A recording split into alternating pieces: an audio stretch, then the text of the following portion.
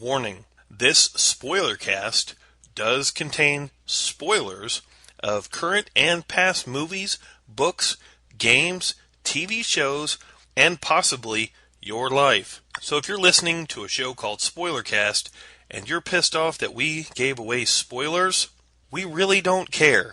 Thanks again and have a wonderful day.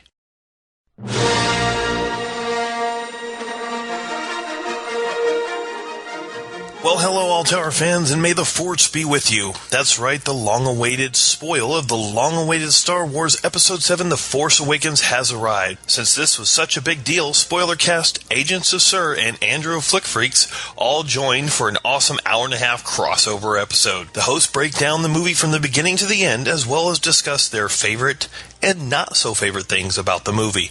As always, we wish to thank Spellbook Studios for the use of their awesome studio to record Spoilercast, and want to remind you to check out their stuff over at spellbook.com.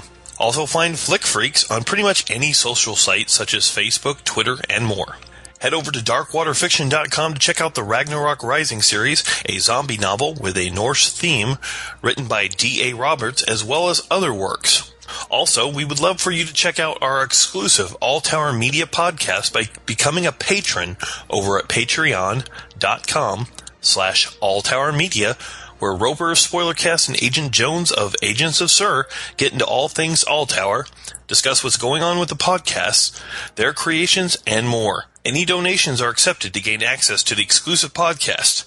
Just remember, Imperial credits are not good out here on the Outer Rim. Now perk up your holes, Imperials and Rebels, for another All Tower Media podcast, recorded by 6 Jawas and a Nerf herder just outside Mos Eisley.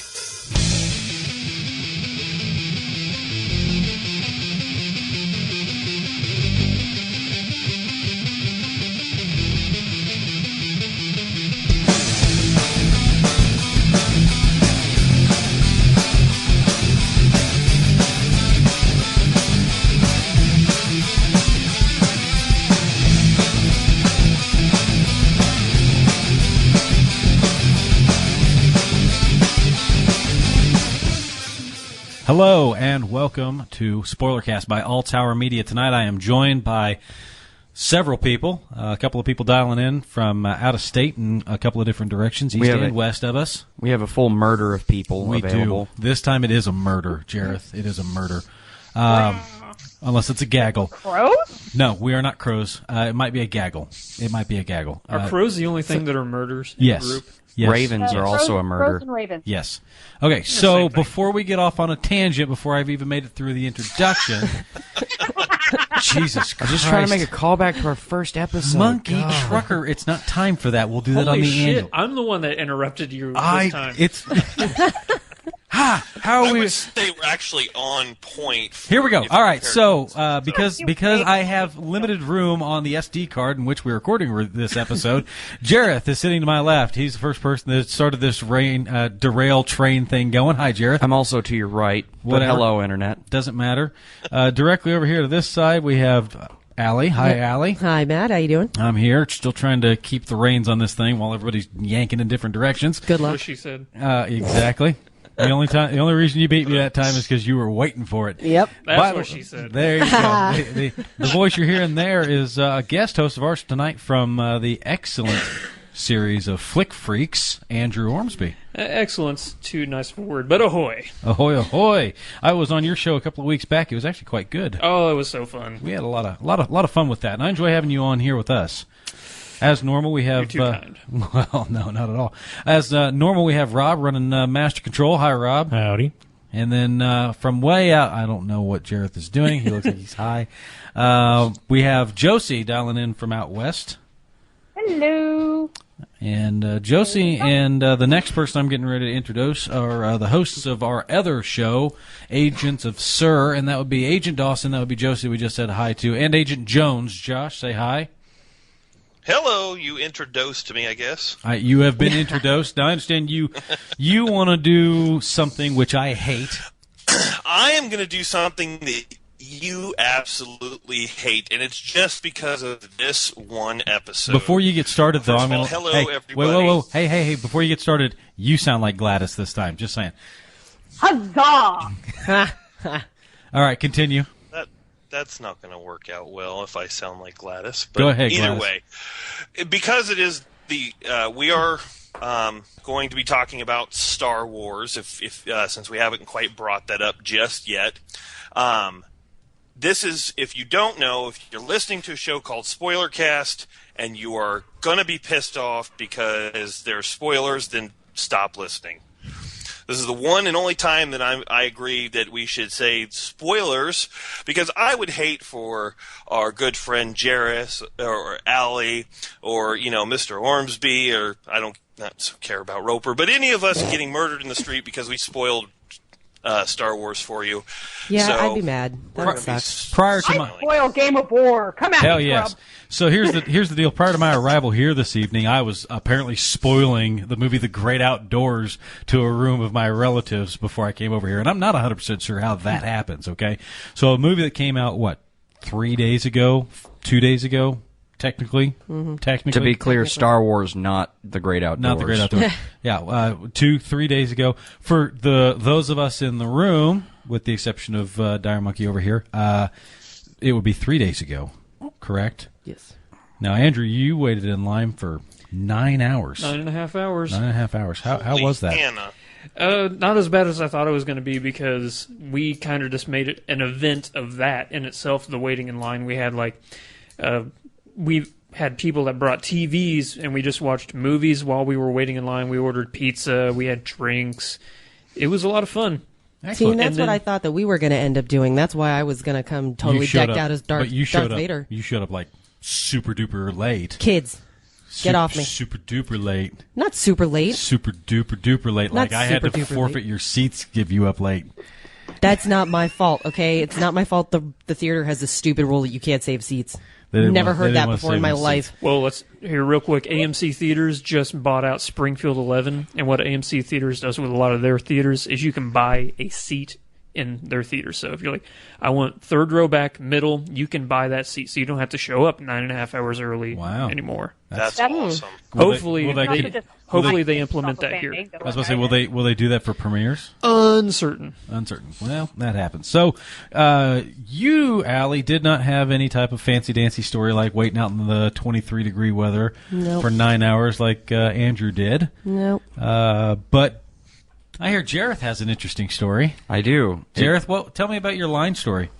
So I waited in 0 lines. I went Friday morning? Friday morning. I don't have a good sense of time ever. So went. Says the guy who gets lost for 16-something hours playing Fallout 4. It's because I have no sense of time. I could be lost for. Maybe It's if- easy to get lost in that game. That's true. Maybe if real life had a heads-up display and a little mini-map, it might get around a little faster. I feel I like can- that would help a lot of people. Yeah, I can only imagine that being helpful for everyone. That's Yeah. true. So what happened Ooh, I with would your like to no have sense this of time standing over there with no lines and Oh. just walk straight in? Was like, well, I need to get a ticket. And they're like, Oh, no, I had tickets pre-bought. I went down to Tulsa. I was at the Warren Theater, and I went with my dad, stepmom, and sister. And the Warren is it's a chain, at least in Oklahoma. I don't know if it extends beyond that, but it's like a really nice theater. My dad bought balcony seats to 3D IMAX. Fancy. Yeah. wow. And Did you have opera glasses too? we didn't, unfortunately. But the chairs were 3 feet wide, and they had butt warmers and a little table. We had fuck? a waiter. You think you're better than us now, don't you? I was very Did you surprised. have leather reclining seats? We did not. Suck it. But I did get to eat buffalo chicken chimichangas while I watched the movie. God, Oh, bite yeah? me. Well, you want to know something? I got to sit next to a Wookiee. You sure did. Mike doesn't count. I went and saw Mike it. was dressed as a Wookiee, Yeah, so I yes, know. it does count. It was amazing. So before we actually get to that, though, Josie, I take it you've gone and seen it since you're partaking of this conversation. Yeah, I went and saw it at 1 in the morning on the 17th. Nice. And did you have to wait in line? Nope, because I hate 3D, and I don't see why I should pay for IMAX, because I'm cheap. Fair point. I went and saw standard seating, or standard showing. We were able to walk in, and there was 4 seats next to me and the roommate. Yeah, no, that's the same thing happened with me. I got there, I walked in expecting to hang out for an hour, so I was there an hour early. I walked straight up, gave my ticket. They said they're already seating. I walked straight in, found 4 seats right in a row, and then they had 2 that were in front of it and 2 that were behind it. And I'm like, well, this will work out really well. We can put everybody right here together. So I parked my ass, waited for everybody else to get there. Most people within the group showed up on time. And Don't give me that sideways look. And then there were 2 people that had to sit 2 rows behind us. Which really wasn't that far. And even if we had been sitting right in front of you, it's not like we were going to do a whole lot of talking during the movie anyway. That's true. But we did have some deliberation, which we'll get to here in just a moment. Yes, that's Dire Monkey, did you have any line stories? Do you have any entertaining stuff before I get to Josh? Because Josh goes last. We did the B&B theater, so it's assigned seatings and had so food. great. Yeah. So, yeah. Well, that works. Got there about 5 minutes till showtime. Went in, ordered food, ate during the previews, and watched a movie. So a very similar. Good thing about Marquee Suite is it's another theater you can buy a seat. Yep. Yeah. And there's only 20 seats, something like that, in the entire theater. So you had a very similar experience to me then. Yeah. Rock Ours on. has a 50% military discount, and the roommate's military, so... Nice. Always Yeah. take advantage of that military discount. Hell yeah. Hell, we do it, and we're I not didn't even in the know this military phone anymore. still worked. It's the screen's all shattered and everything. I didn't even know this still worked. I don't know if anyone could hear my alarm going off, but apparently I have an alarm for right this very second. So, that's Josh, a rule, it doesn't matter. Those rules are irrelevant. Josh, do you have any type of line stories, or did you do anything entertaining? Did you show up? Mine was started out similar to Jarrus, but then he, had to dine with kings, apparently. Yep. But no, I went Friday night at about 11:30 at night because I was an idiot and forgot that the opening day was actually prior to. But it actually ended up working out. There was like 10 people in the theater. We pre-bought our tickets. I showed up an hour early. The nice ushers were dressed in pajama versions of stormtrooper outfits. It was Nice. kind of gross. That you could see sweat stains. It was beautiful. Ew. Nice. Not so I had a nice. bunch of hot girls. Nice. All the people that were working at the theater were mostly just decent-looking teenage girls, so them being dressed up in the costumes was okay. Boobs. Okay, so... You would. So yeah, mine was pretty uneventful, except for the movie was stellar. So Yeah. So on to that then.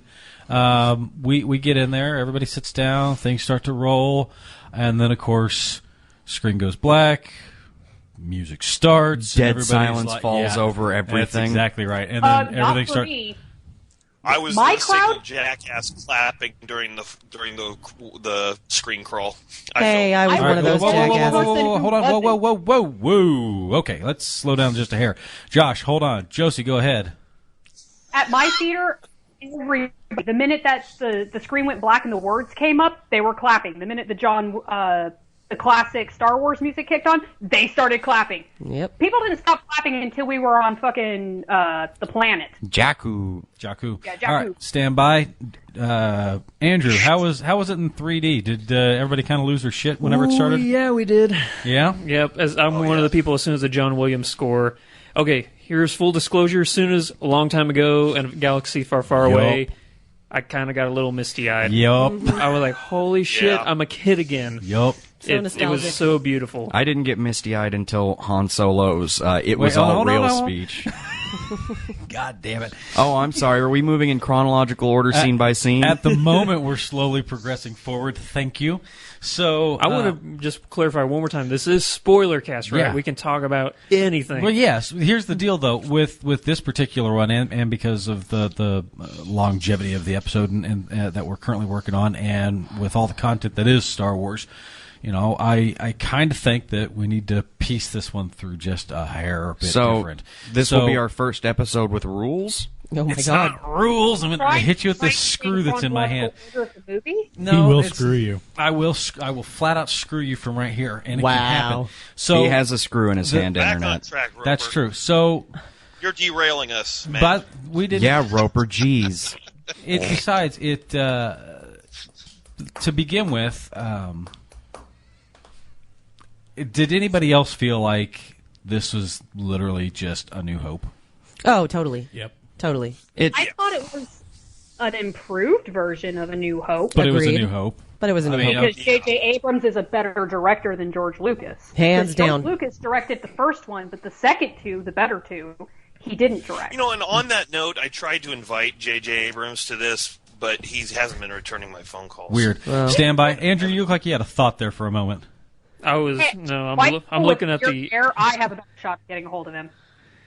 I was looking at the interesting design of this computer down here, and I thought it looked like a droid. Okay. That's what I was like. Hey. Mystified by electronics. Yeah. Scene happens. They're down on the planet. You got the rebellion's best pilot. For whatever reason, we need to send the best pilot to, Most daring pilot is what it says in the screen crawl. So he's the one who was like, screw it, I'll do it. Okay. All right. So he gets there. Balls to the wall. He is also referred to as the Rebels' best pilot, and Yes. he does prove that. Yeah, that's true. In the Reddit that I read about the plot prior to the movie, it talked about a scene that may have been cut where it starts out with Leia talking to the pilots, and he kind of volunteers for the mission. It seemed a little. That's okay to weird. cut. 'Cause Which would make their declaration of him being the most daring is because he's like the most like, fuck it, I'll go.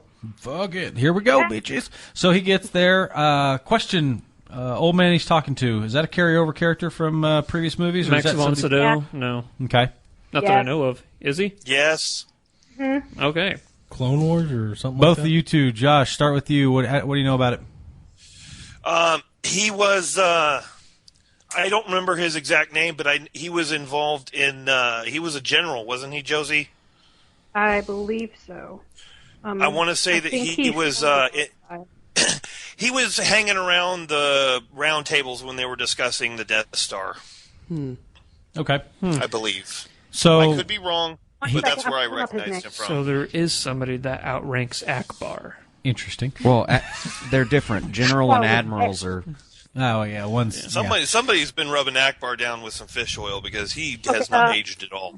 So okay, so apparently, Race lives no almost matter- as soon as Wookiees. no matter what technological advances the Star Wars universe has, apparently things such as email escapes them, so they can't send data. Dude, the First Order it's First Order, right? The Yes. First Order, yeah. Yeah, they'd snatch that right out of the intraweb. Yeah. Well, you can't get like a secured line. You can't. That's There's no such thing as a secured there- line well, anymore. Well, regardless, so apparently there's just absolutely no possible way to. Okay, I have his name. Okay, go ahead. I think it's Lor, Lor, Santika. Teka? Tekka. Okay, that's the old man. Yes. Fantastic. Now he's dead. Now it's very, irrelevant. very much. Now it's irrelevant because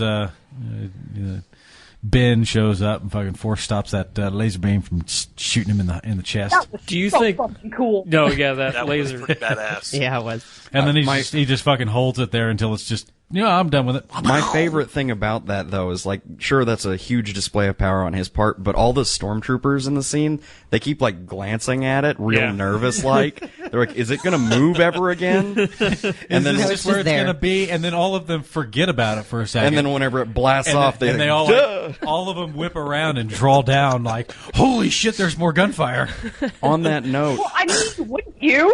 Well, yeah, I mean, Jareth, what were you going to say? well, on that note, like one of the things that this movie does that's so incredible, as opposed to both other trilogies, especially the second one, or second being episodes Yes. 1 through 3, everyone has character.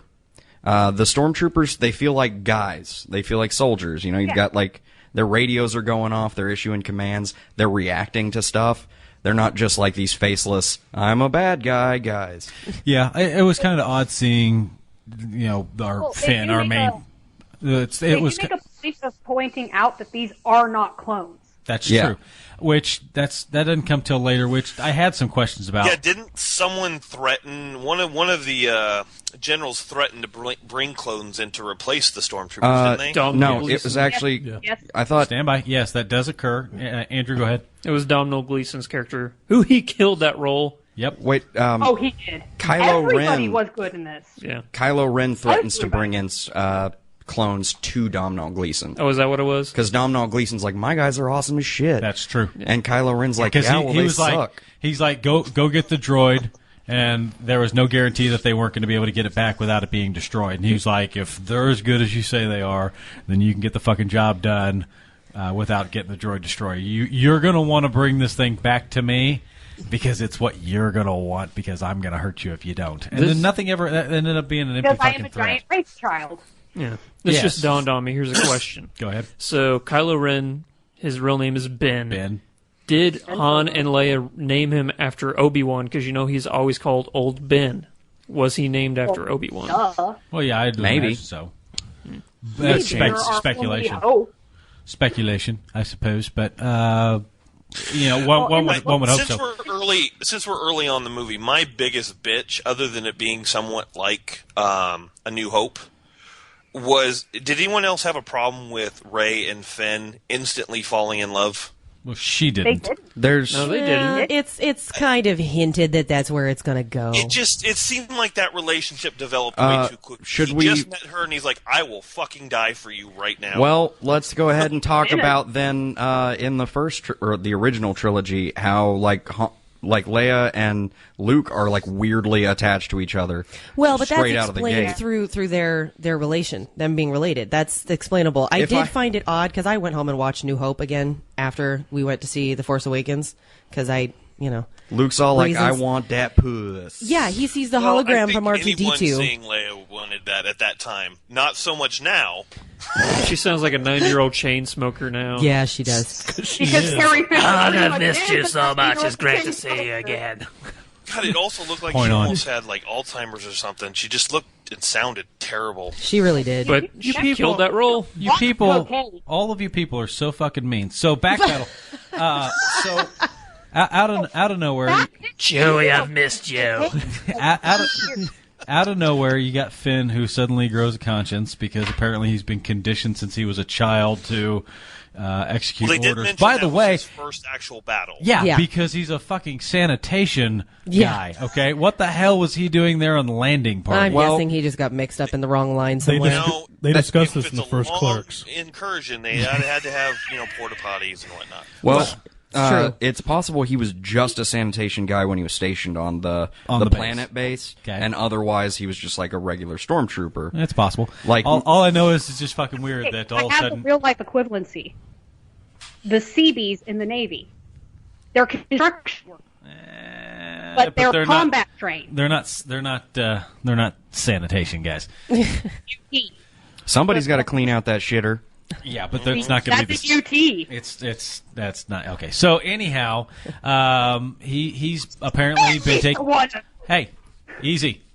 First off, I know that you all on the other end of the Skypes are incapable of seeing who all is talking on this end of things, but I am prompting and trying to get everyone to have turns of speaking and things of that nature. So, here we go. As of right now, we're on Finn because he grew a conscience after being, taken as a baby and Or at least moving a small through child. as at least a small child and conditioned all the way through, suddenly having a fucking problem with things.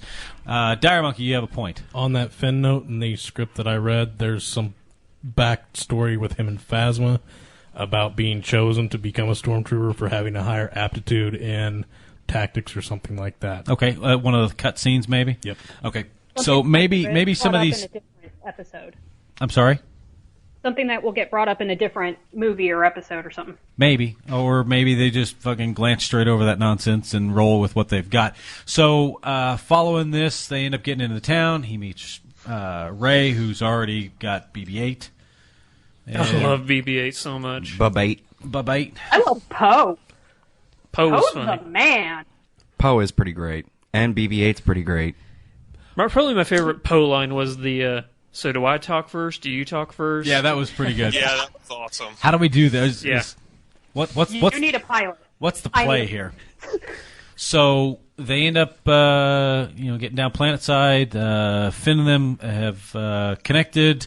Now there's airstrikes from the TIE fighters that are rolling through. By the way, there wasn't anything real apparent to me as far as advancements in what the TIE fighters themselves look like overall. Anybody notice anything There's a noteworthy color with them? change. Other than that, I didn't see much either. More detail. Yeah, there's more detail to them, but that's just I do because have- they can fit it in. I was gonna you know? say, I do have to say Inside that of the cockpit's different. They made it more airplane-ish to make it more realistic. I but I do think have- that's about it. I do have to say that overall the aerial scenes throughout the entire movie seemed a lot more real because, I mean, it was more like actual aerial combat. In the TIE Fighters, I did like how they incorporated like the dial range and stuff like Yes. that from previous. Remember, the best of the Mission Impossible movies was directed by J.J. Abrams.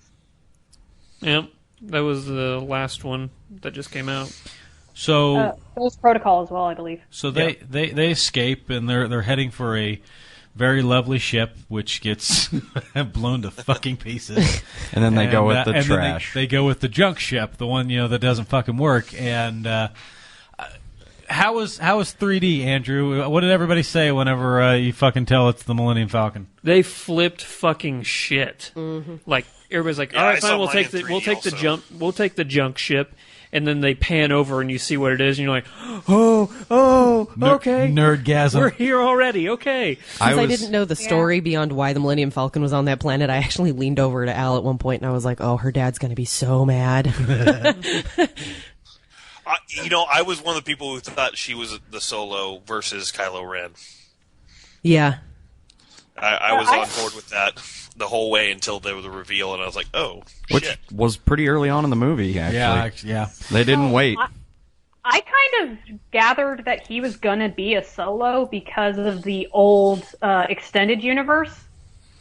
They just changed his name. yeah. Actually, Yeah. if you go back to the More or less extended the universe, same story as the extended universe. Andrew, go ahead. from the extended universe, then that means that Rey is going to be his twin sister. If it And follows, or he's going to be Luke's kid. See, I'm hoping for Luke and Mara Jade. I hope they, even if it's just Mara Mara Jade's Jade. reference, Mara Jade, even if Mara it's a Jade. reference, I'm hoping that's where she comes from. I believe they've said that the extended universe is canonical, but not used to create necessarily draw a storyline. They're kind They of refer picking to it and as choosing. late. Right. They are acknowledging episodes 1, 2, 3, 4, 5, and 6 canonically and building off those and picking and choosing from extended universe. Aren't Rebels and Clone Wars, the animated series, also considered canon as well, along with the I didn't think new so. comic series? Actually, as Actually, far as I maybe know, it was. they are Oh, canonical. okay. Yeah, I just knew the Disney, extended I think, books had and both stuff of were. them. It very well could be then. They run on Disney. Speaking of, now that we're talking about the Millennium Falcon and the aerial scenes, Rey flying the Millennium Falcon through the wreckage was fucking phenomenal. That was probably one of my favorite parts of the whole movie. Yeah, that was pretty good. Well, I'd like to point out that Rey is clearly a powerful force user, and she draws some startling parallels back to Vader with her innate ability to manipulate engineering and fly things retardedly good with no training. Yeah, well, kind of like the pod racing. Yeah. Hey, come on. The pod racing was the only cool thing about the first movie. no Darth Maul. Yes. Yeah. Thank you, Andrew. Yeah. Thank you, Andrew. So, And the soundtrack from the what was it, Duel of Fates. Duel of Fates, yes. Yeah, that's all. Yeah. So we've summed it up right there. It's the last fight scene. Andrew and Dire Monkey and I, we are all in agreement. The rest of you have no opinion.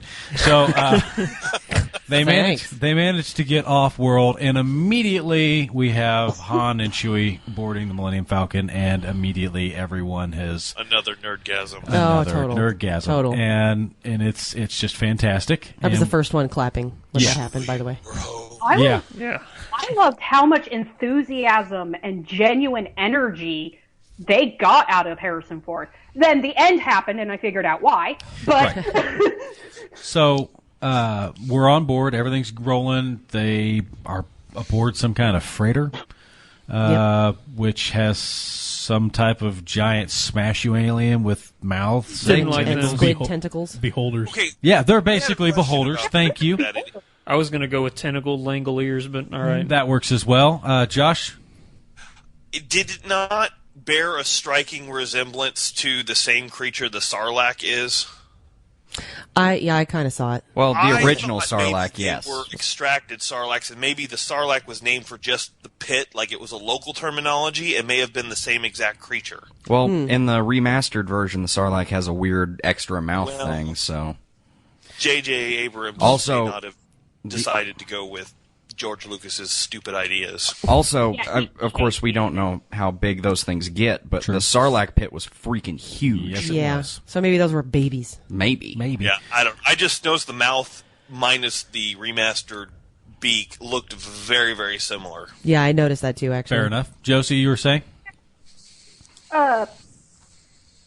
I forgot. Oh, I just mentioned J.J. Abrams has gone on record saying he hates the edited versions. Okay. Oh, good. So, moving past that, of course, you have another moment where Han's past catches up with him, and he's trying to wheel and deal. It doesn't work, and So familiar. yeah, it's more of the same, which is okay. Andrew, go ahead. I was really that was one of the parts that upset me about the movie is they got the martial artists from the Raid movies to be in it, and they made a big deal about that in like pressers leading up to this movie, and they were in the movie for 3 minutes. I'm like totally underused. I thought they were going to do like fight choreography for the movie and stuff. Yeah. I will say that I do like how the lightsaber fighting style went back to the original, not like this crazy like flashy. It's more kind of It based. felt less Yeah. like people on strings and more like people who knew how to fight. Yeah. Well, that being said, of the people who were lightsaber fighting, Kylo Ren did throw in some flourish moves and stuff like that. Everyone else was just trying to survive. yeah. That's what I loved about Kylo Ren. So, He mixed brutal and elegant at the same time. Yeah. So before we advance past all of that, we managed to get past the attack of these, tentacle things, which I'm not 100% sure, other than the fact that it wasn't time to kill him. Finn ends up just getting, instead of being devoured or smashed right The then and there. Force, bro. Yeah, it just takes him and starts running off with him rather than eating Finn like it ate every other person that Yeah, it encountered. yeah. Right. Maybe it was full, and it was just storing food. That's You the know, same thing maybe. I thought, actually, whenever I was actually watching it. I was trying to rationalize and justify the actions I'm of gonna the save this monster. guy for later. Yeah, and it was stupid to do so. But, I mean, Well, how did it know she was going to drop a door on it? right. True, and I do actually think because they ate like everyone. Everyone. Everybody.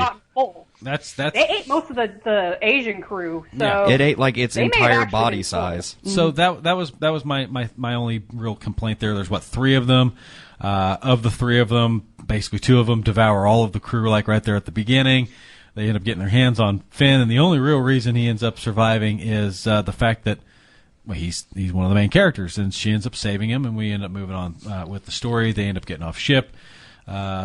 Oh, the bright side here is that Star Wars has built-in reasons why main character powers work, and that's that the Force works in mysterious ways. Except for the exact moment whenever he looks at Han Solo and says, "We'll use the Force." And he's like, "That's not how it works." Yeah.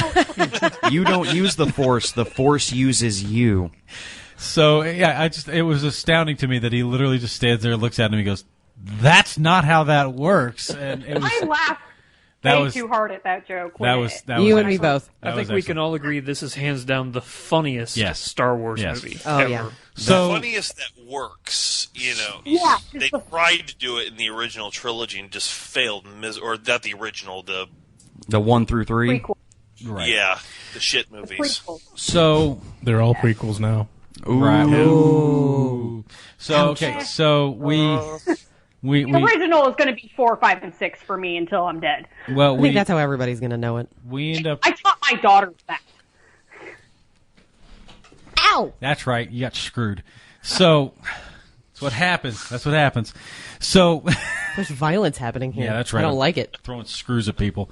So the thing is that we make it off this ship. Everybody gets away. We end up making it around to the rebel base, which I do like the fact that BB-8 was kind of like looking at him, looking over here. Yeah, he's looking like, at him, "What's the looking right over, thing to do?" It's like, son of a bitch. It's the robots rationalizing, And then which that I think little is kind of funny. The high five Yeah, was with just, the Thumbs up with the lighter. that Lighter. killed me. That I laughed more at that than most of the jokes, but they end It up. was so adorable and like genuine, even though it was coming from a robot. He was just like, "Yeah, So I helped." sincere. Yeah. Oh, it's a good thing there's not gas in this room anymore. So they end up making it off world. Everything's going hunky dory. They've made it back around with everybody.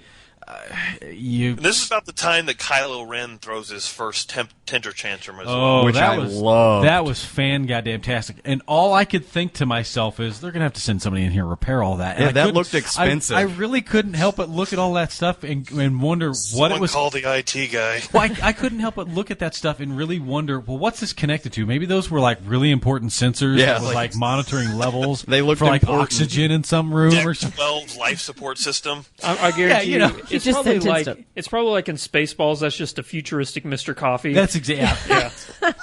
But And he just hacks it to pieces. Yeah. Yep. And it's so refreshing finally seeing a Sith with rage. Oh yeah. Just he's like, fuck it, I'm mad. Yeah, and he hacked that thing to fucking pieces. And Are the they best part still- about that whole deal was the guy that was watching him. Yeah, that just kept like frozen. kept Backed taking up. a step away from him. Like, I don't really need to be standing here right now. Or those stormtroopers later, just like, Yeah. His second tantrum. yeah, they're like, That was when my they're coming favorite. around the corner and they stop and they turn around, they're like, "Fuck Fuck that!" this. lunchtime. It's lunchtime. Is Hey, it look, looks like, he's throwing a temper tantrum. Holy Let's shit. go that way. wow, would you look Oh, at the hold time? on, we lost Josie. Uh-oh. Oh, she'll call back. We'll get her back. Josie. Hey! Hey, there she is. So, Don't know what happened. neither do we. Sorry. All right, quit yelling. So, we Ass. I am indeed. Here we go. So, they've made it off world. They've made it with the rebels. What caused them to go to the big-eyed toad lady again? What was the Han. Because she knew where to find like Luke and stuff, right? No, Han said No, she was the connection to the resistance. resistance. Right. Okay, Yeah. They didn't go back to her. Which They- she they was only an went there awesome for- character. that's where they went to begin with. Maz. Yeah. Maz. Yeah. Yeah. Thank you. She was awesome. One of the you know, very Lando few CGI character. characters. Yeah, which I'm impressed with the fact that they limited that as much as they did. Yeah, the practical Practical effects effects. Practical effects. just through Yep. So- through the roof made it better. Really made you feel like you were back in the original Star Wars. I couldn't Universe, help but you think know? that entire scene, though, was nothing more than being back in the cantina. Oh, yeah. Except we didn't hear the ancient cantina song of the Biff. That's true. But I did like the fact that they didn't open up to music, even though it was something different. It was kind of that, it still had that feeling. And I love, the whole flag scene, kind of showing that this is kind of neutral ground, because you've got flags from Yeah. if you Everywhere. really break it down. There's so many Easter eggs up in there. Oh, yeah. Oh, yeah. And then the References First Order to EU and and the First Order does not give a fuck. Nope. Nope. No. So, I did find it kind of adorable that they had to bring on another small character that had wisdom, you know. Oh, Yeah. yeah. Okay, Force sensitive, but not force using. Right. there you go. So, I loved her line, "Where's my boyfriend?" oh yeah. Oh, where's that Wookiee? I like that Love. Wookiee. He's got a fur Loving that fetish. Wookiee.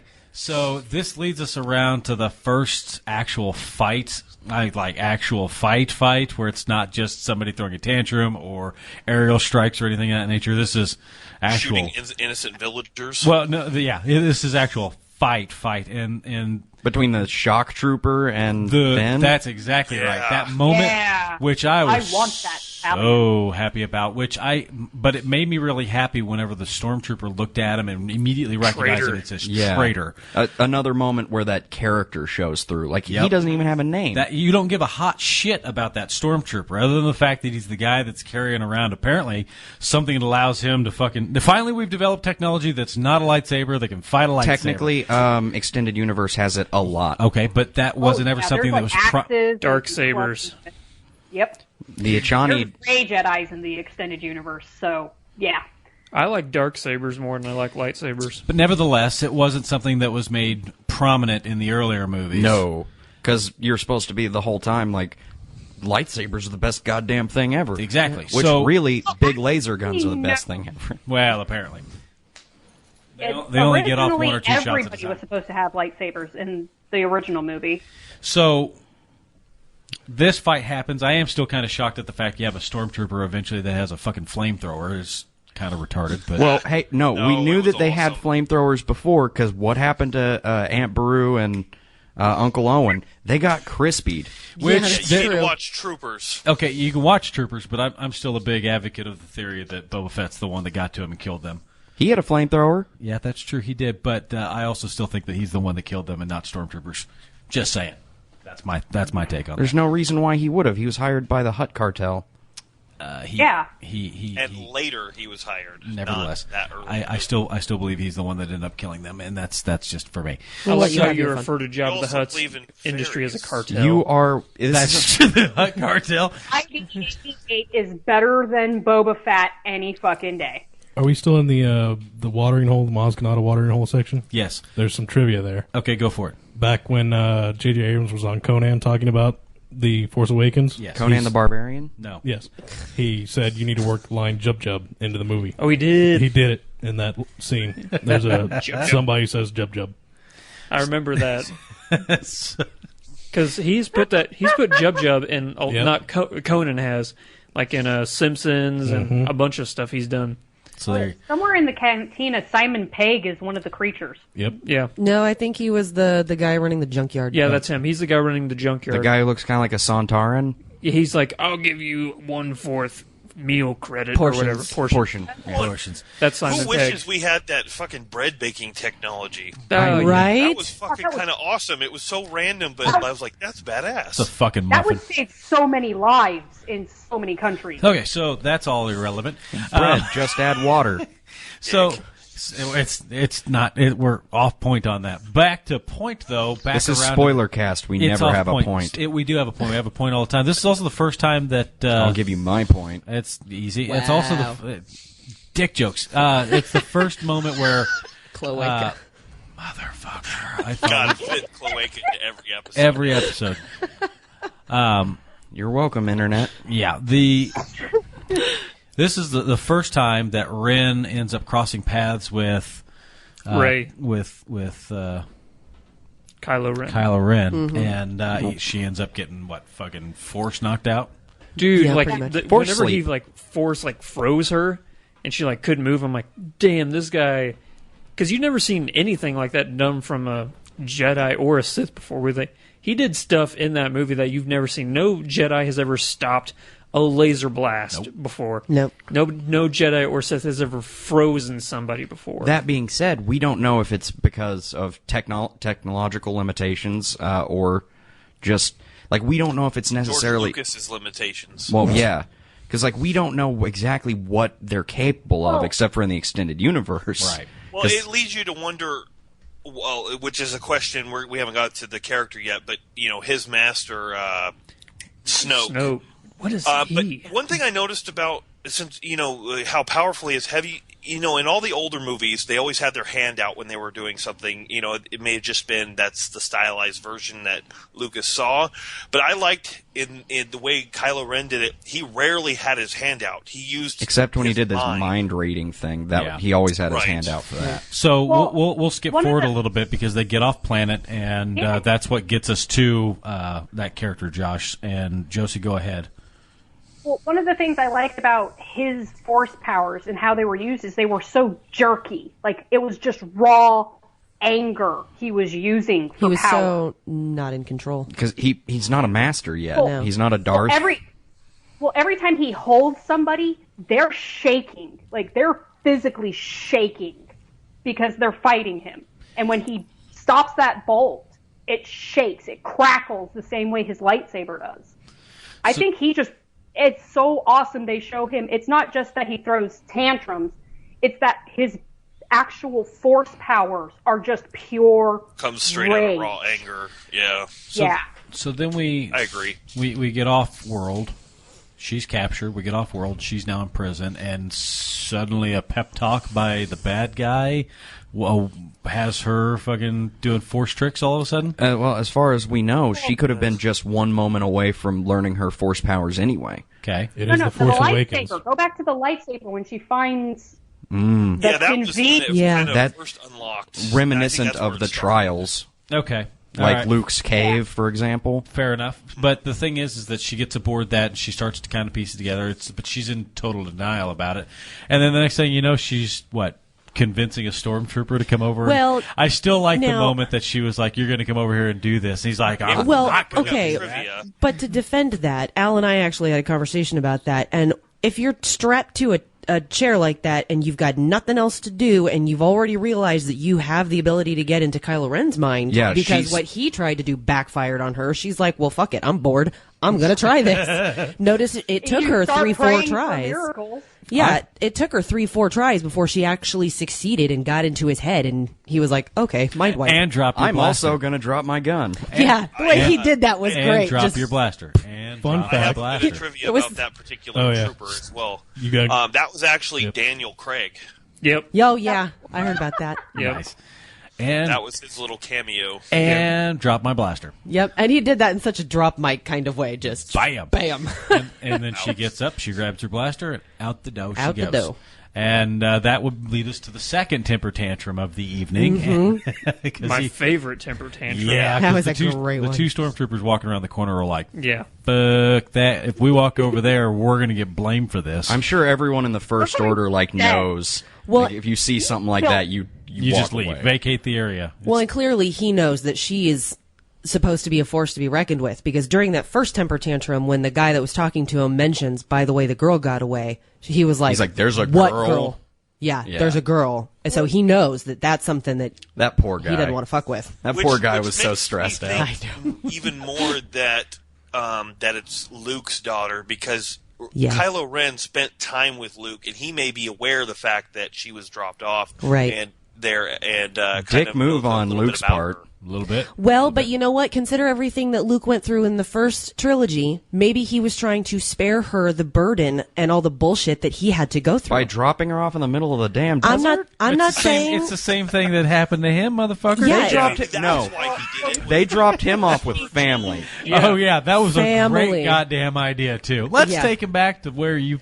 No, this is a good idea. we're going to hide you from your father on the planet that you're from. with family. with his brother, Yeah, with his brother. Yeah, nobody's going to look. and we're gonna let you keep the last name Skywalker. Yeah, Yeah, it's because nobody. totally gonna be fine. Have fun hanging out with Aunt Soon Dead and Uncle Gunnabite it. Well, my point is, though, Luke might have just done what Obi-Wan did, but in a more intelligent way by No. not having her go by Nope. his name Nope. and dropping nope. her off on the a totally general different guy was fucking probably planet. her Obi-Wan watching over her. I struggle with the idea of anyone intelligently dropping an 8-year-old off in the desert. Yep. I'm not defending it. Well, I guess I am defending No, it. you are. I am defending it, but I'm not condoning it. I guess I should say. Yeah. So It's That they have easy bake oven bread. no, yeah, no, it's totally good. You're gonna be a junker. Yeah. You're gonna be a. They mentioned the fact that Luke felt extremely responsible for Kylo Ren, basically defecting. That could have been part of his decision to hide her. They also Right. kind of imply that he had other apprentices The before. Knights of Ren, yeah. Well, Right. no, I mean that Luke had other apprentices with Kylo Ren. Yes. And it all fell apart when Kylo Ren turned. Like, Yes. maybe he fucking killed everybody. Kylo. Yeah. Which Well, would like cause Anakin his hacking daughter. apart all of the little kids. Which is a huge turn. Finish He's what like, I'm gonna, Vader I'm, started. I'm turning evil, so I might as well go all in. Let's Yeah. murder some children. Balls to the wall. Let's kill all these little bastards. I actually read something. I cannot have you all growing up to oppose me. I actually read something with Al that there's a theory that because Kylo Ren was Luke's apprentice for an amount of time, that maybe Rey was there, and when he decided to turn, he actually took Rey and hid her away so that she could never develop her force. She could never be an opposing See, force now, for Kylo Ren. that I can buy. Like someone else hiding her from Right. Luke. I Right. could see that. If she is Could Luke's also kid. be why he was crying at the end as well. Maybe. Maybe. That's the lightsaber. It's nostalgia. Well, Anyway, so the last that's time he saw that lightsaber, it was wrapped in his hand. Yeah. so the. I would cry more over my daughter than a missing lightsaber. I don't know. I don't know. Lightsabers are pretty fucking cool. I don't know. Yeah, true. Here's the deal. You The thought of my hand. Hey, Roper, you're the one who signed up for this. yeah. With what? Don't get frustrated. 6 people. Six people, 2 of them on Skype. Come on now. All walking on one another like nobody's business. They're walking on sunshine. It's going fairly well. We're walking on one another. Welcome Whoa. to Spoilercast. Yeah. We walk on people when there's 3 of us and we're in the same room. Yeah, but we at least backpedal a hair and allow it to move forward naturally. I don't know so, what show you've been here running. we go. Second temper tantrum. Move along. Second temper tantrum is where we were at. Yes. They show up to save the day, and she's already managed to escape, which she's trying to get to a ship. Yeah. By the way, I loved that. Well, when the ship was chained the fact that all of the advertising showed John Boyega's character being force sensitive, and they were like, nope, it's the girl. Yeah, like he's the one who is holding the lightsaber, etc. Yep. Which he does hold a lightsaber. He does, and he fights with it. Yeah, he sacks up and he's like, "Fuck it, I'm taking on a Sith. Let's do it." The stormtrooper was just fucking warm up. Yeah, I was getting my ass kicked. Sure, and somebody else fucking saved me, but. Well, I mean, what other option does he have? Fight him or get, like, force grabbed and stabbed? Yep. Well, because he loves this girl, he, just started palling around. She's the first person. Life into the wind. She's the first person who treated him like a human being at all. Exactly. That's where the connection comes from. That's the only reason I can buy that connection. I still think that love is a little too strong of a word for that. I agree, Allie. Because I think he loves her. I think she just feels friendly towards him. I don't agree with that position. No. Friend zone. Neither do I. Friend zone, totally. Yeah. Now, at the end of it, when she's that's jumping way ahead. So anyhow, they managed to escape. Starkiller, and then comes the big gun. Luke's original name. Do what? Starkiller was supposed to be Luke's name in the original trilogy. Oh yeah. Yeah, there you Cooler name than Skywalker. Yeah. Well, also more ominous than Skywalker. Yeah, a little bit. So, the giant planet gun. Which is an awesomer version of the Death Star. Much awesomer version of the Death Star. Yeah. It's its own planet. Still... It destroys a solar system. Yeah, multi-shot. But the problem is that it's still much like the Death Star has. Let's put the weakest thing on the up seconds before it fires. Well, just like both Death Stars. Jareth, go ahead. That being said, like it has its critical weak spot, but unlike the Death Star, though, it doesn't take one shot and no grating and pretty much no guns around it. No, that's the most heavily fortified position there, and they can't breach it. Well, no, it took a Wookiee and a bag of grenades. Well, they didn't expect to be infiltrated. Clearly, on the Death Star. Got a problem? You just need a Wookiee and a bag of grenades. And Death Planet topic. That should be a T-shirt. What else is going to be such a threat to the entire galaxy other than something like that? So you kind of have to go to that well. Well, yeah. You can't have an entire galactic empire swarming planets and taking them over, so you have to have some kind of larger threat. Okay. So you got to go with something like that. That being said, they also sent a Sith and several teams of stormtroopers to defend where Han Solo and Chewie were fucking shit up. I just feel like they had Kylo Ren jacked it for everybody. I just feel like they had more response going and defending the little satellite dish on Endor. They mounted. Shit, they tricked us into opening the door. Well, we lost this one. I mean, they mounted more of a defense to take care of that than they really did with this, which apparently is like a fucking critical. I disagree. Especially since I disagree as well. Well, I mean, in 5 minutes they destroyed almost half of the Rebel fleet here, just attacking this one placement, doing no damage. Fair point. So this place is clearly defended well, and if Kylo Ren... it was after they technically failed. Yeah. So if Kylo Ren hadn't been there and he'd be like, well, I think this is the moment I'm going to spend to kill my dad. Right. Spoilers, everyone. Which is the biggest twist of the entire movie. Yep, this is it not right really here. much of a twist. How did that... I have a fact about that. Before we get to your fact, Andrew, in your theater, how did everyone react to the death of Han Solo? For me, it didn't shock me for the simple fact that as soon as he shouts Ben, I'm like, oh damn it, Han Solo's gonna die. Yep. But it had the moment from him shouting Ben to him actually dying was so long that I actually built up enough yeah, it's gonna happen. Yeah, it's gonna. It wasn't a shock death for me. Okay. I'm like, oh damn it, he's gonna die. He's gonna die. Well, now, Allie, I was in the same theater as you, but you got a little misty-eyed.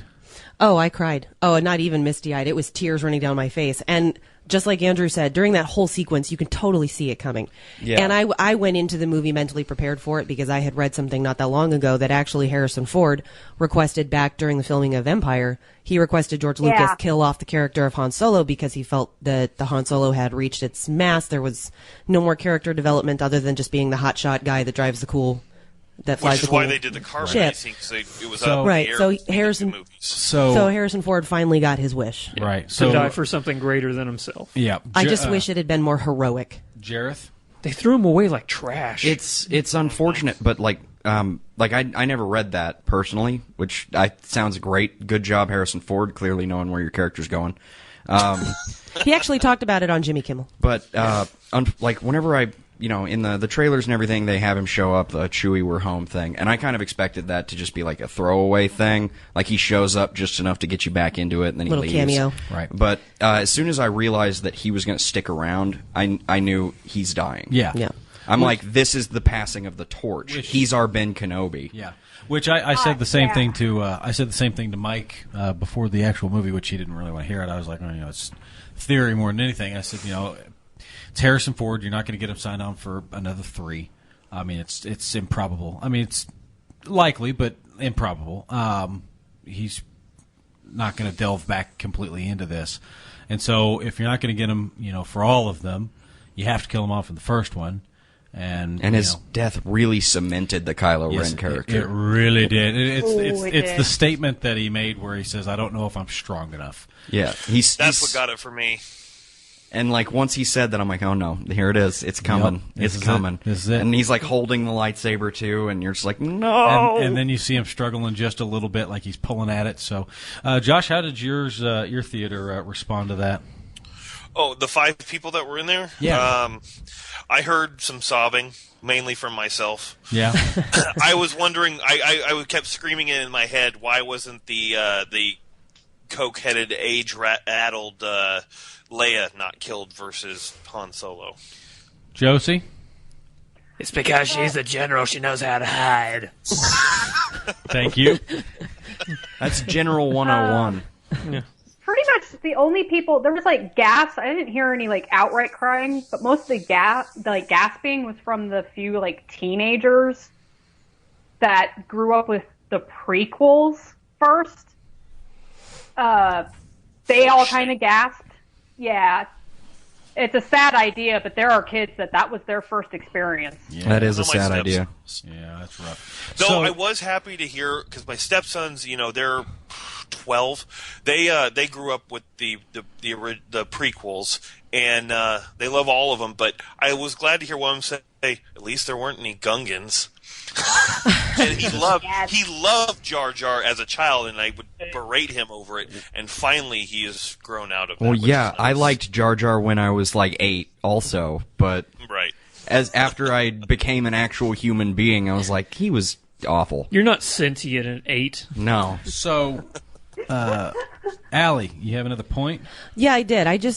First of all, since somebody brought up Jar Jar, I'm really glad that the fan theory that Jar Jar was a Sith Lord did not end up. It's a happening. funny theory. But it's a very funny it would theory. Be a just great, relieved. Short to see online. Yeah, maybe. He's Snoke. But no, I just thought it was very interesting how intimate that moment between Ben and Han was. How here's Kylo Ren saying that he's struggling with something, he's divided internally, and he knows what he has to do, but he uses the truth and spins it in such a way that he makes Han believe there's still vulnerability for him, and he takes that moment to just shred the last bit of light in him. I thought that was very well scripted. Yeah, I like to think that there was that little bit of vulnerability that was there. Yeah, and he chopped it down by killing his dad. He's like, nah, going all in on this evil thing. We're doing it. Yep. I loved that they clearly showed Leia feeling it.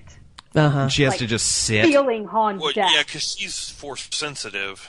Yeah, very. I did have a question, though, for, I guess, really everybody.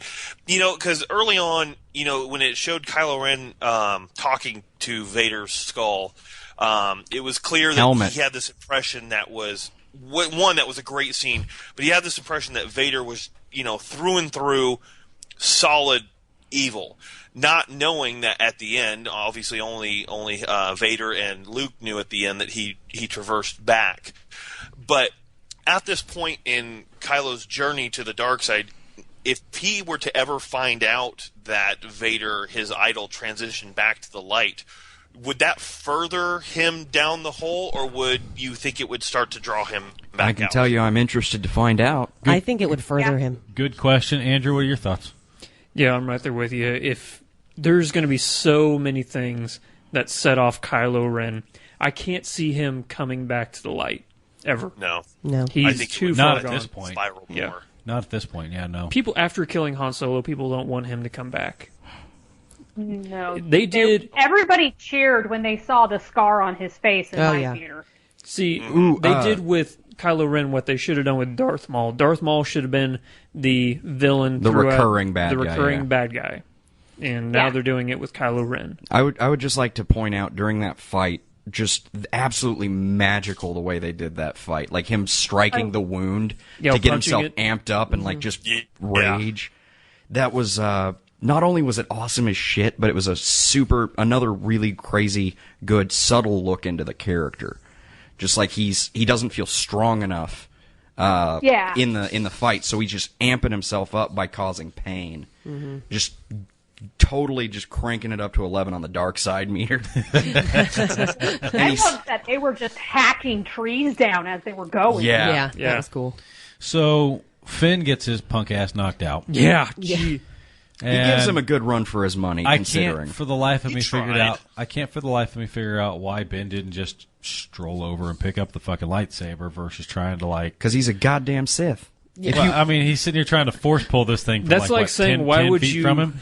That's like saying, why wouldn't you just stand up to turn on the TV when you have the remote right next to you? If I had force powers, I wouldn't move for shit. Shit would be flying around my house left and right. I'd look like Jabba, and shit would be flying around everywhere. No, sir. I want that sandwich. No, sir. You wouldn't look like that. You would look like what's the guy from Dune? That's Baron Harkonnen. Thank you, Baron Harkonnen. Has anybody addressed? Let the spice flow. Isn't that Sting? No. Sting is the nephew. Oh, Sting. Yes. Yeah. Has anybody addressed why the Sith and the Jedi don't fly? Yeah, they clearly can that's a force question. people use the Force to make other people fly. Why can't they make themselves fly? Yeah, why can't you just focus that power on yourself? You can force jump, which is like flying. You can, but that's not flying. That's not flying. That's Jessica Jones flying. Yeah. I'm looking for hovering. You know? They definitely can. I think it's not a matter that they worry about. Like, because to us it's super exciting. Like, oh man, I'd fly. They'd be like, I'm gonna go get in my car and fly. You know. That and concentration. You'd have to concentrate on it all the time. Yeah. Irrelevant. Yeah, right?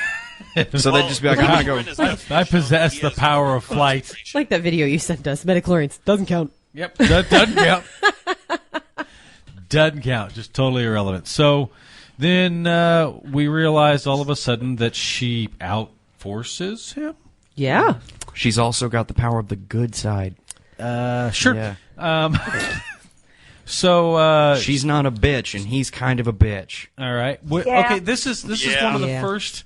This is one of the first fights between the light and dark side where it was primarily just hack and slash with the lightsabers. No one was like force pushing. No one was doing bullshit. Attacks that basically resulted in their victory. It felt more real. Yes. It felt very grounded. And even the tri-saber using the hilt as an effective weapon was awesome. And that was awesome. I was wondering what the purpose of that was until I saw him dig it in Finn's shoulder. Because it was fucking cool, that's well, why. here's an actual other effective reason. How many characters have we seen get their hands chopped off by lightsabers while they're holding lightsabers? There you go. I think they did a count 9 people in the original trilogy. That's like episodes 1 through 6. 9 people got their hands cut off from lightsabers. And what is it that lightsabers can't cut through? Other lightsabers. Other lightsabers. Yeah. So you put a cross hilt on it. But the method of cutting was never it's a going dual down the saber. hilt. Unless it's a dual saber and you catch it right in the fucking middle. Well, yeah, but that thing's like this wide, so.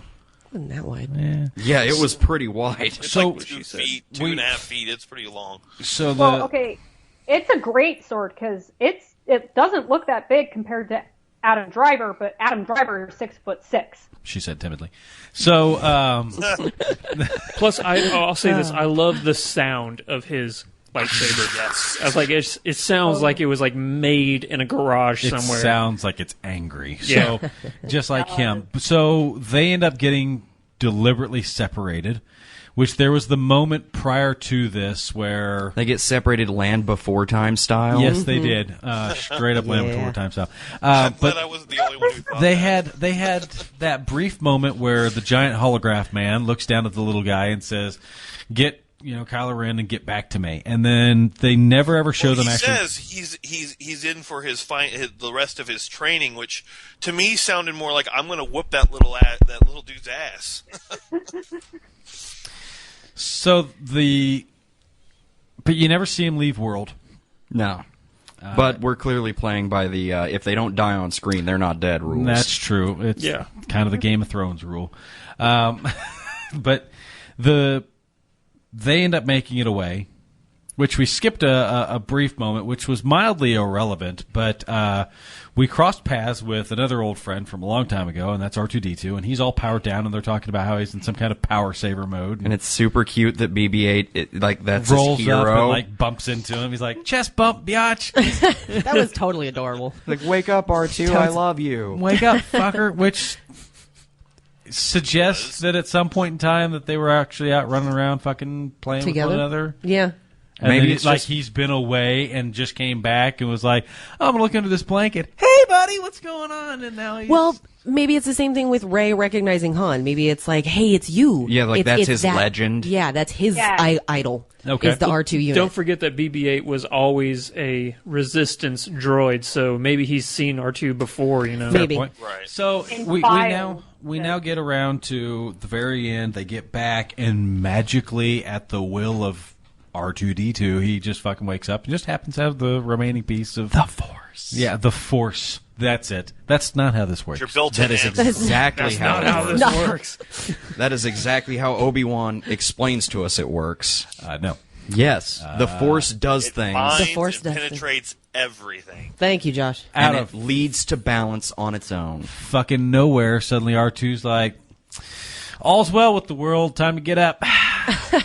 Here's the rest of your information you've been waiting for forever. He hands it over. It could have been having to do with the closeness of the lightsaber. Some sort of distancing thing. Proximity sensor. Wasn't it there prior to that during the first meeting? I don't think so. No. She was never in the base. My theory But is... then that would have been irrelevant because last we saw wait it a second. falling down. John Boyega, Finn had it. So, Yeah. it was there at the base. That's what I thought. Hey, I have a theory. Go for it. So you go ahead. Luke is like the master Jedi in this universe. He would have also felt Han's death. Ooh. He could have Interesting. called R2. Like, R2, wake up. Something happened. Send people to me now. Han's dead. Why is Han dead? It was just you a weren't heart there to attack. save him, asshole. Yeah. 'Cause you're hiding on a rock. Yeah. So that's why I thought R2 woke up. I like that. I like that a lot. I'm more down with that theory than most of the other ones we've Still tossed just at the this. Force, though. Yeah. Metachlorians. So apparently that is how it works. Midichlorians. Josie, No, Luke has a robotic hand. no yelling. He probably has some form of technology to contact him. No yelling. So, R2 turns on. We have the remainder of the map. We've got BB-8 that returns. We've got the final piece of the map. It's time to go find Luke, which this is the first time in all of the movies ever that we've seen Luke Skywalker as a Jedi Master. Yes. And they have the awkward moment of standing there with the camera spiraling around them for, 17 minutes? She's like, God damn, will you take this thing? My arm's getting tired. You know what? I thought that was perfect, though. The lack of dialogue, the intensity in Luke's eyes, there's a familiarity there that I think stretches beyond just her having his lightsaber. I agree. I will agree with that, but I also don't think that there needed to be this awkward, It was great, but it did go on too long. It was Okay, way fine. too long. It wasn't I'll a concede. Return of the King ending, but it was a little too long. Yes. There was a there's something that I noticed whenever she's being interrogated by Kylo Ren. He's like, "I've seen what's in your head: the ocean, the islands, ocean and the island." Yeah. and he's talking about that, and it's something that she's dreamed before, like a lot, and it's exactly where she goes to find Luke. Yeah. True story. I didn't even catch also that. saw myself. Oh, really? You didn't see that? No, I didn't catch that. Yeah, I remember that.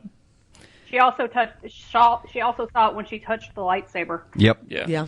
Fair point. She saw so many things whenever she touched the lightsaber. Like, she saw the Knights of Ren. Nothing else about them. I want to know more about that story. Yeah. The Knights of Ren. I think hopefully we're not going to get the Ren to story. repeat with the death machines, and we'll have more character-driven storylines going forward. Oh yeah, I think that we're looking for we're in for a good ride for these next two. So now that we have picked this thing from beginning to end, and I think we've addressed most of our chief complaints on things, I think I would like to start with Andrew, because that's where I keep starting, and then make our way back around.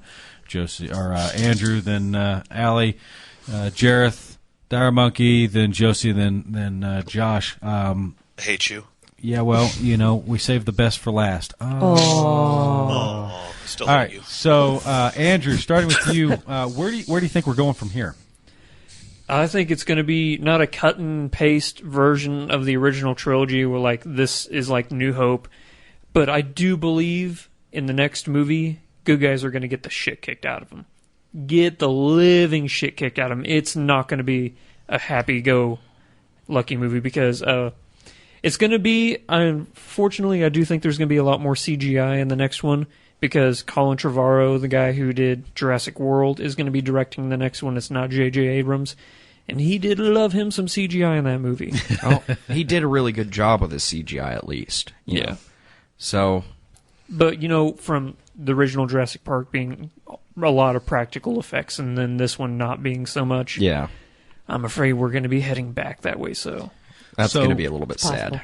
So do you feel like? I'm optimistic going forward. I'll say that.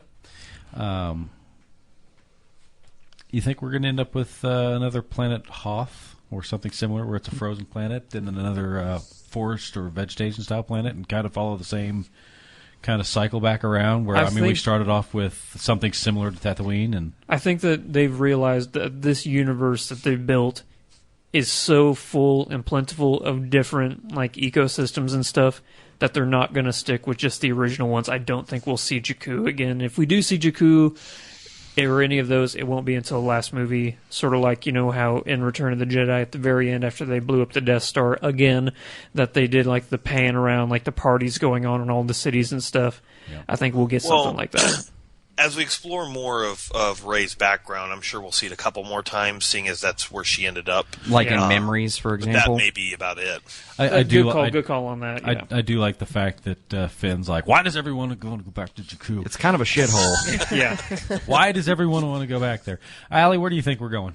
Well, I would have to agree with Andrew and say that now that the Rebellion and Republic have come out on top as far as the first movie goes, they're probably going to get the shit kicked out of them in the second one. But what I would hope would happen is that amongst all of that defeat that they're going to face, that they will piece together a lot of the missing pieces of Ren's past, of why Finn decided to change, what maybe caused Kylo Ren to go over to the dark side. Become a total fucking chode. Yeah, and why the hell Luke decided to go into hiding. And, I'd like to see Leia and Rey bond a lot more. But now that we have... now that the council's been blown up, First Order's kind of seeming like they're in charge by default. Yeah, just a little bit. Which, I guess was the goal. Yeah. Which is kind of catalyst to suggest exactly what you two are saying, Allie and Andrew. Jareth, what do you think? Well, I'm thinking that, obviously an ass beating is coming. They're not going to leave us out on top. Right. This isn't going to be the Resistance just sticking it over and over to the First Order. But I'm not thinking we're going to. I can't help but hear you say that and immediately think of Tony Stark punching the Hulk in the face, going, "Go to sleep, go to sleep, go to sleep, go to sleep." Knocks the tooth out. I'm sorry. But so I do think an ass beating is coming, but I don't think it's going to look like a military campaign. Okay. I think we're going to see the Knights of Ren get rolled out in the next movie real early, and we're going to start seeing a systematic destruction of the infrastructure of the Resistance. Because what do you send to deal with people when they're trained with guns? You don't send guys with guns. You send magicians with lightsabers. Yeah, I could see that. If you notice, the Knights of Ren, only Kylo had a lightsaber. The rest of them had giant-ass battle axes and stuff. Yeah. True. Yeah, that's true. Well, we'll still see, right? Yeah. They're obviously something to be afraid of. The thing is that when it boils down to it, and one of the guys that I work with, he's the one that came to the movie theater with us. His name's Nick. He's one of the guys I work with. He's an Empire guy, and I like I told you on your show, I fancy myself the same way. The Empire's not necessarily doing anything itself wrong. It's just they're run by a bunch of bad people, and that's the problem right there. Well, they are human supremacists. Yeah, just a little bit, but that's nevertheless, kind of a bad thing. And they're destroying solar systems and sucking up some energy. They do build. It's irrelevant. They do build planet-destroying weapons. You usually don't do that unless you have nefarious. Well, but they're following orders. You carry it. Don't give me the follow orders bullshit. Look, everyone needs to make a paycheck somehow. You carry a big stick, so this way you don't have to thump somebody. So the thing is the Empire's not necessarily that bad. You are talking about a group of anarchists that are out there trying to overthrow them, all that good stuff. So they are going to turn around and in turn try to pummel them back into their proverbial place. Well, we're talking about not real anarchists, because they want to reestablish the old republic and democracy. Okay, but which is what, last I checked, the nation we live in is all about, doing that to everybody. Right now. But so usurpers are more along the term of what you're looking for. What? Usurpers? Yeah. They're not so much anarchists. No, they're anarchists. They're anarchists that have Care Bear cannibals in their pockets. So, does anybody else find Does anybody else find Matt's stance interesting compared to what he does for work? I find your lack of democracy disturbing. Thank you. I find your lack of love for Ewoks disturbing. That's not that I have a lack of love for them. They're wonderful little monsters that eat people like stormtroopers. So, yeah, because that's the unspoken horror of Endor, is the fact that the Ewoks devoured all of the stormtroopers. Yeah, they ate all the stormtroopers, Yeah, they did. So that's what they were cooking on that bonfire they served to Luke. Yeah. That's exactly right. They're eating fucking stormtroopers. Hey, maybe stormtroopers good. You don't Dire know. Monkey, where do you think we're Tastes going like next? chicken. I think we're going to go back and re-establish Luke as a Jedi Master. He'll train. I think we'll get some training montages. You think he's going to be like Yoda? I think so. You think he's not going to talk like Yoda? I hope he doesn't make Rey carry him on his shoulder. And a little backpack. It's going to be Dagobah all over again. Yes. Exactly. So do you think Yoda's going to be somewhere in this universe still, or do you think he's dead? He's pretty dead, you know. You think he's dead? Like dead? He showed up as a ghost. Yeah. Irrelevant. Yeah. But do you think? Okay. So What kind of Shyamalan shit are you trying to pull? Right? I'm not saying like that. I'm saying they've shown up these. Shyamalan directs episode. If 9. I could throw this screw through the computer screen, screw through the computer screen, I'd hit you right in the face, Josh. So the thing is that they've established that they're able to fucking see the Force ghosts. Yeah. Okay, so what I'm saying is do you think that we're going to? I think we're definitely in for Force Ghosts. We haven't seen Jedis in this movie. If Nobody's we do, been a Jedi. if we do, it'll be Anakin. Because it's going to be at the. It's going to There's be. a shit ton of rumors Anakin's going to show up. But it's going to be. They're obviously at the first Jedi Temple. No, right? they aren't. That was not the temple. That's He was Luke's hideout. looking- That's where he's going. That's what they're talking about. So that gives us a point of reference of where we could be going to. No. Okay, no, go ahead.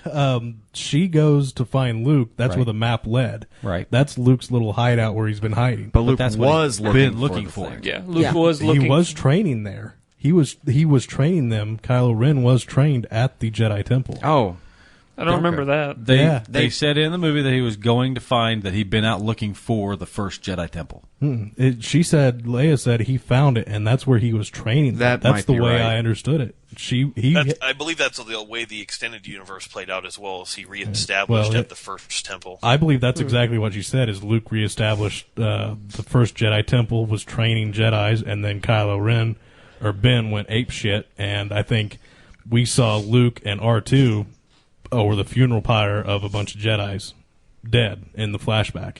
So we're going to see Luke back at the the Jedi Temple training Rey and maybe a few others to maybe take on the Knights of Ren. kick or ass and take names. The dark. But so Jedi. it's safe to assume that island that he was on was not the Yeah. temple. Yeah. Right. Because otherwise he'd be easy to find. And What I the was reason- asking in regards to Yoda is he's been in every fucking Yeah. thing else. So Force Ghosts. I is definitely obviously see a Force thing. Ghost showing up. Thank you. And like Josh said, Hayden Christensen, I believe it's been confirmed, has shot scenes for the Star Wars movies. Boo! Now they could be flashbacks, though. It may not be Oh yeah, Force Ghost. Exactly. You know. And they actually used Ewan McGregor's voice in the flashbacks that Rey had.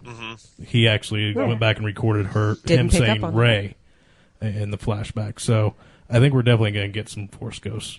Okay. I think we're going to see the Jedi. That was more my question. Not so much that we're reincarnating things and. It would be cool if they go to the temple and it's like not chock full, but full of several, Jedi ghosts. That's kind of where they congregate. Yeah. Another I would totally do something is, more entertaining as a Force ghost. Like the Ancestor Temple in Mulan. When Ren takes off his helmet for the first time and sets it down, a lot of people are saying he sets it down on a kind of an urn for his grandfather's ashes. Yeah. So I thought maybe he actually does ashes. commune, or is trying to commune with Vader in a Force ghost type of way, and he's just not strong enough or trained well enough to do so. Or maybe Vader's just like, fuck you, you're kind of jacking up what I stood for. Yeah, you're a jackwad. I changed at the very fucking last minute. Before? Was when that he's first talking to the helmet, doesn't he say, "You spoke to me before, speak to me again"? Yeah. Yes, he does actually. And maybe you can choose which, or the ghost can choose which side they talk to. Well, maybe Darth Maul will start talking to Kylo Ren. I don't want to talk to the good Vader. Give me the bad Vader. Also, if Snoke is Darth for Plagueis or whatever, however the hell you pronounce that, Yep. That could have also been Snoke talking to him, not Vader. Could have been. That's true. That's my question. Who the fuck is this guy? Yeah. I'm excited I think to figure it's it Jar out. Jar. Look at this. Look Like he's look just at the got scars. facial reconstruction surgery. Look at the scars. They totally could have ripped the ears off, sewn the head back. He's got the scar around the mouth, taken off the long nose. It's Jar Jar. I'm excited to figure out who I Supreme Leader is. I so badly want to throw this screw at you now. Right? I really Look what hope I that have in he's front of wrong. me, though. Am I the only one that thought that he was that big when they first showed him? Oh yeah, I did No. too. Yeah. I almost got pissed at that until I saw I did dust or too. something fall through it, and I was like, okay, it's just. Well, he also hologram. like warps out at the end of it. Yeah, He's well, like, no, "Bleep." exactly. For the first 30 seconds or so, I'm like, they're talking to a fucking giant. What is this Yeah. bullshit now? Yeah, And- assholes. Yeah. Giant Sith. This is bullshit. Yeah. Where did they get a giant? Listen, I'm walking the fuck out right now. You don't even need a fucking super death cannon. You Yeah. just fly that guy to a Right? fucking planet, give him a giant ass lightsaber, and let him chop the bitch in two. It kind of reminded me of the X-Men Apocalypse trailer. I'm like, is he just going to hold him instantly knew he down? wasn't that big. 'Cause Really? He was so dramatically out of place as a CG. Do not mind the character. man behind the curtain. That's what I thought. Oz all over again. It was so over the top. His chair, how out of place the entire chair was from the scenery. I was like, "There's no way he's that big." So Josie, what do you? And then he wobbled out, and I was like, "Yep, there we go." So Josie, what do you think? Where do you think we're heading? I think we're headed into more backstory, probably into Kylo Ren, and it's going to be while they're fucking up the rebels. We're going to go further into not only Kylo Ren, but the Knights of Ren. So it's going to be just one giant movie of him throwing a tantrum and hacking and slashing through everything. No, I'd watch it. I watch it. I Nothing would goes do. my way. What the hell's wrong with you people? Directs episode 8. No, I think it's going to be more about how he fell to the dark side, how Snoke seduced him. We're going to learn more probably about Snoke. Snoke walks And into his Don't end room up with like a coconut montage oil. episode. Oh God. No, I don't No, want no that. montage episodes. We need a lot of backstory. I just hope we don't get so much that it's a backstory movie. Well, I want it to make sense. Like, as they're fucking up the rebels, they have some kind of realistic dialogue about it or something. Josh, where do you think we're going, brother? I think everyone's kind of touched on a little bit of what I'm thinking. My personal opinion is I think we're gonna get a lot of the Knights of Ren going and fucking people up, but I think Rey is gonna be training with Luke for most of the movie. I think towards the end they're gonna get called back due to the destruction that the Knights of Ren have caused, and Luke's gonna feel obligated to go with her. And so I think that's going to happen more towards the end, though. I think you're going to see, because I feel that this will be more of a bridge movie, so you're going to get a lot of backstory, and through that, like she said, a lot of dialogue with him fucking people up, and then from her side, it's spending time with Luke.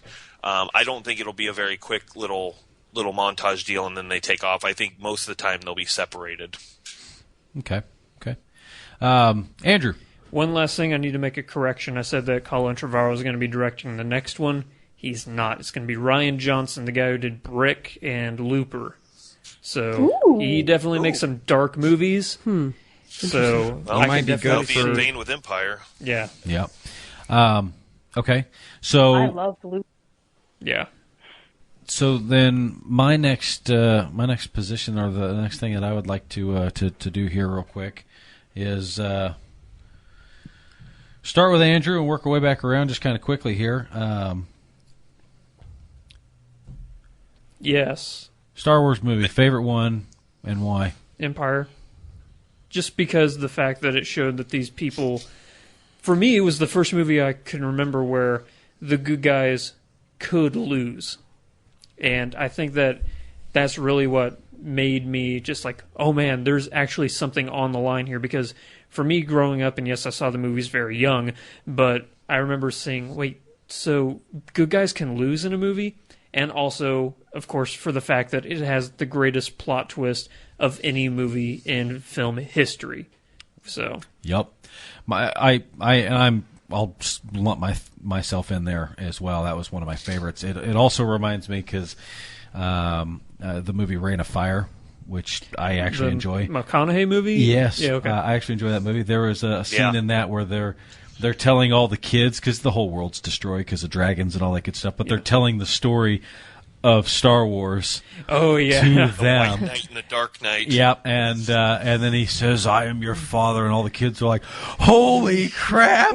It's still like the greatest twist ever, even in a post-apocalyptic world with dragons. So I really enjoy that. It's good point. Also, there. we got Billy D. Williams in that movie, so that's another reason why it's and great. Cloud City's just pretty cool. Yeah, fantastic. Allie, what's your favorite and why?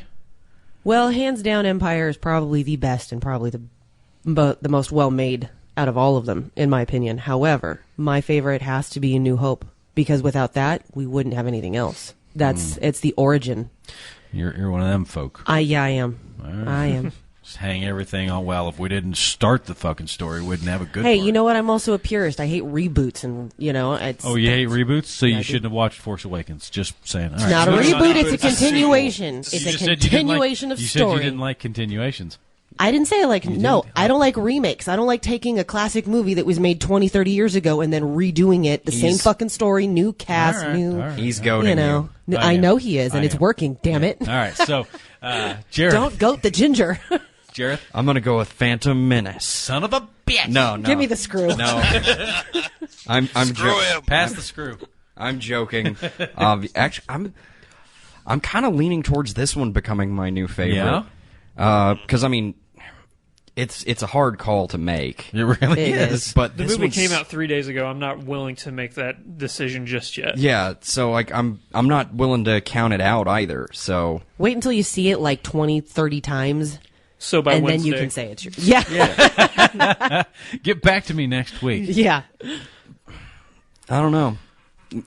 It's too hard of a decision to make right now, especially with this being so good. Yeah. Because if I say it's any of the other ones, and then later I'm going to regret that I didn't choose this one if this one does It's not like I'm going to torture you in your sleep because you made a bad call. That sounds like something you might do. Yeah. You are allowed to change your mind later. That is true. Screw it. I'm going to go with this one. This one? Yeah. All right. Fuck Rock on. Nice. This one was awesome. It implemented modern storytelling techniques in incredible ways, in ways that none of the other stories have. Yeah. We actually know all of these characters as opposed to them being these mythological creatures. Okay. So, yeah, I'm in. Okay. Dire Monkey? Hey. Hi. I'm kind of with Jareth on this. I think I'm leaning more towards this new one. And I base my decisions more these days on nostalgia feels. And it definitely has it, doesn't it? It has, an emotional basis. Empire's really close. It's almost too close to call, but I'm going to go with Force Awakens. I like the story. I like the action being... It was well written and had the perfect timing beats. You never were waiting for the next beat to come up sometimes. and it's George Lucas's fault completely. He's just a shitty person. But a lot of times you're sitting there waiting, just waiting through exposition and dumb shit like that. So I got to go with Force Awakens. Good call. Secrets don't make friends. Oh, no, she was just marveling at the time. For those of you who haven't realized, this is a little bit longer of an episode based off of just the overwhelming size. I would have sworn like 30 minutes ago I saw Rob give us the 10. I would really hope that anybody listening to this would realize by now that this has gone longer than it was. That's true. So, all right, so in studio, we've got 2 hard votes for Empire. We've got 1 soft vote for Empire and New I want to go hard because Return of the Jedi is right up there for me. Okay. All right. But Empire's just a little bit better for me. All right, and then we've got 2 for Force Awakens. Josie, where are you at? What's yours and why? I'm kind of leaning towards this movie myself because it balanced everything correctly. It makes me want to see the next one no matter what. Like, I want to be part of this universe again. Yeah. Okay. Where those prequels made me almost hate Star Wars. But you watched them. She doesn't want to admit it. Star Wars. Yeah, you were hoping it was going to get better. Yeah, well, you can hope Same in reason one you hand watched and the shit in the other. Christmas special. See which one fills up faster. Yeah, well, you can hope in one hand, shit in the other. Josh, which one's your favorite and why? I going last, I feel like I'm jumping the bandwagon here, but I have to agree with the last few votes. I'm deadlocked between Empire and Force Awakens, and leaning more towards Force Awakens. Come over to our side. Do you have cookies? We will rule the galaxy together as father and son. Now, if you asked me when I was a child, I would have said Return of the Jedi, because who doesn't love the cannibal Care Bears? Yeah. Yeah. But Cannibal Care as I Bears. matured, Empire, for the reasons that were brought up before, Andrew had mentioned it was nice to see a different movie. The bad guys win. But when I finished with Force Awakens, I sat there during the credits going, fuck, that was amazing. Yeah. And it just pulled me right back in the right way. They said it was going to pull you in to back into the Star Wars universe because it's been so long. And I think that's maybe why it felt a lot like A New Hope, because it wanted to reestablish the Star Wars universe. And I think they did a great job doing it. Okay. Well, instead of running all the way to the end of this hour, because I know it is getting late, and the SD card is getting quite full, I think we're going to go ahead and start with our wraps at this point in time. This has all been done over here at Spellbook Studios, and we're all currently doing this with our volunteered time. So, in order for us to be able to get to our lives, because it is the 20th of December with Christmas rapidly approaching and things of that nature, I'm going to go ahead and have a couple of people. Ooh, I'm being handed something. Yes, I do need to do that. Stand by. Well, I was handed one thing from Andrew. He was trying to help me out there. I will get to that in just a moment. I appreciate it. Thank you very much. But I was going to allow you a moment, Andrew, to toss up some of your things, such as Flick Freaks. Yeah, I got that going on with Jareth and Mike. Don't sound so defeated by it. Like, yeah, I'm still doing that shit. Damn it. We are, I think, 100 subscribers on YouTube away from hitting 10,000 subscribers. Nice. I am not liking how often we're referring to that while I'm in the room. Jareth gets freaked out every single time I tell him that, because he was asking, like, how many subscribers do we normally get? And I was like, we get about 40 subscribers a day. And that really scared him. Jareth gets really freaked out about the number of subscribers that we get. We're dwarfed in comparison to you. You know what? I'm curious, then why do you continuously jump around to all these different podcasts where you're going to be seen everywhere? I get roped into it, and now I'm just in it. Yeah. I just remember the time that Mike and Jareth, the first time I met them was on the Jurassic World podcast, and we just kind of hit it off, and now they've joined us on the Flick Freaks, and it's been going amazing ever since. Which we truly appreciate your support. I can't express to you how much I really appreciate being on with you live last night whenever you were playing some Fallout 4 and giving us a shout over here. I hope that there are people that are listening to you that come over and listen to us, because I like to think we do some good over here. I don't just plug things just for the sake of plugging them. It's the fact that you guys are so good and so funny that I really want this to just take off really bad. Well, so, we do appreciate it. Yeah. Yeah. So outside of Flick Freaks, do you have anything else you're doing? I know you do you basically have every social media under your thumb. Yeah. I'm not the one that runs the Flick Freak Twitter page. I have people for that. But yeah, you can find us on Twitter, Twitch, Facebook, YouTube, Instagram, Patreon, all of those at /Flick Freaks. Fantastic. Josh, we've got a Patreon account, don't we? We do. What do you want? It's lonely. Tell us about it. Well, we have a Patreon account to try to improve, as many of you heard. A few of us are not privileged to experience the wonderful Spellbook Studios. Literally, as you said that, you sounded glitchy. Grateful to them, but it sucks because Josie and I are remote, even to each other when we do Agents of Sir. So we're always, like Roper said, we have lives. We try to upgrade our equipment. So a lot of that money, whatever we get from our patrons, goes back into improving, our remote equipment as much as possible. So you can find us at /AllTowerMedia on Patreon and pretty much YouTube, Facebook, stuff, all that good stuff. We're out there. AllTowerMedia.com is probably the best place because then it'll spiderweb into everything else. Exactly. Which I imagine anybody listening to this has probably accidentally found that website by now. Probably so. I would hope so. So Jareth's in overlap with us here at Spoilercast as well as Flick Freaks. Allie, you're on with us over here at Spoilercast. Now, Andrew, you do stuff basically daily. Yeah, pretty much. Basically daily. Josh, Agents of Sir is once a month, tentatively speaking. Once a month. We just to establish what that is. Agent of Sir's secret identity is revealed. We are comic related. We don't actually discuss comic books themselves too much, but more in the relation to what's going on in the cinematic universes. We break down what's happened in the last month, if anything. That's happened within the movies, the TV shows, and how it relates to the actual comics. If there hasn't been anything, we spread a little bit further out. We talk about Star Wars or Walking Dead. We kind of branch into other things. But basically, if it's on TV and it's comic-related, we try to discuss it in some fashion. Excellent. Both Star Wars and Walking Dead have... Well, Walking Dead came from a graphic novel. Yup. Yeah, Right. I was about to correct him, but I knew all of you would do it for me. Oh, yeah. And Star Wars does have comic books now. That's true. Right. Dire Monkey. I'm saying we normally I focus mainly on Marvel and DC, meaning we branch out when those are lacking.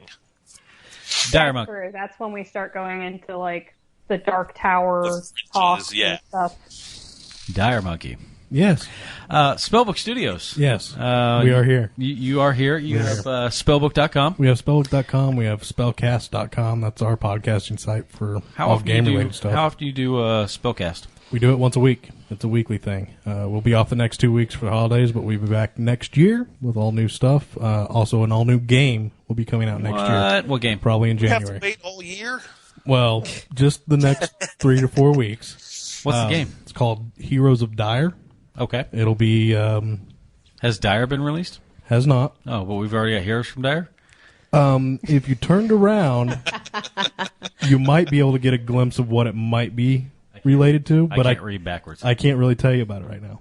I can't read backwards. I can read backwards, but I can't read that chicken That's all, scratch. that's all scribbles. So- I hope that's not from Ray, because Ray's one of your artists. No. I can't read that. No, his duties are right there. He's got 2 things to do. He So- said, And only one of them is a bullet point. Yeah. I've got nothing. So we've got that coming out next year. We've also got our 4 games currently out right now that are actually doing really well on the app stores. Undead Hero, Critter Catch, The Infinite Black, and Rings of Night. So check those out. As always, I'm going to give a big shout-out to D.A. Roberts with the Ragnarok Rising series, as well as his sites, which is darkwaterfiction.com. Make sure you get over there and check that out. And I believe we have reached the entire limit of the SD card at this point in time. So thank you once again for joining us over here at Spoilercast. Jareth, say goodbye. Goodbye, Internet. That's not the end of it. Andrew, anything? You got to say goodbye. Godspeed. Everybody say goodbye. Bob's your uncle. bye. Bye.